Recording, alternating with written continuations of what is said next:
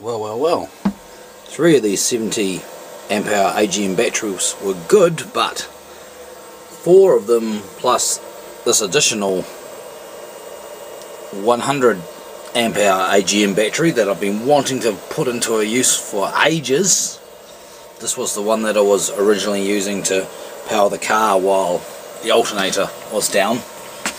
Is even better, of course. And what I'm doing now is I'm just getting ready to unite these 2 new batteries, which is this one here at the end and this one here.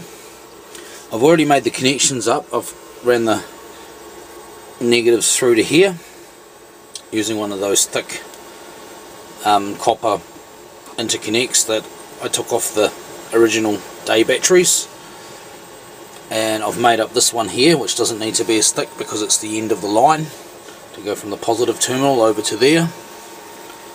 And I'm currently just using this battery charger here to be sure that the batteries that I'm going to connect in will be at the same voltage as the batteries that are already here. So once those voltages have equalized sort of as close as possible naturally, then I'll unite them. And then of course they will fully equalize because they will be hard strapped together in parallel and they will all form one inherent voltage.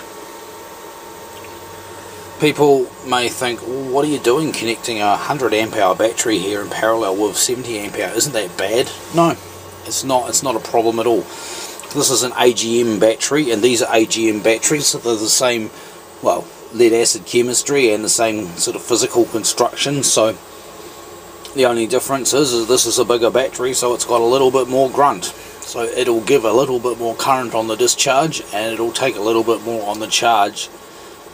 But because they're all in parallel, they will all help to push their share of the load.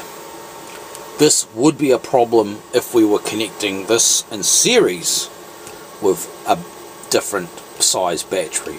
Now that is generally a no-no. Connecting different size batteries in series doesn't work out very well, but in my experience I've found that connecting them in parallel, no problem. Even if you had a huge battery and a tiny little battery of the same basic chemistry and construction, you could connect them in parallel perfectly fine. It's just that the little battery wouldn't do much, but it would do what it did. So that's what I'm going to do. I'm going to connect these together and bask in the power of 380 amp hours on the day bank. You know, half of that's usable, so that's 190 amp hours we can use, which is much better than the original about 150 amp hours of starter batteries, which would probably only be able to use about a quarter of that. So that's like 37.5 amp hours. Yeah, this is really a major improvement, yet it only takes up about the same amount of space. Already these 3 batteries have been awesome, but we'll see how she goes with 5.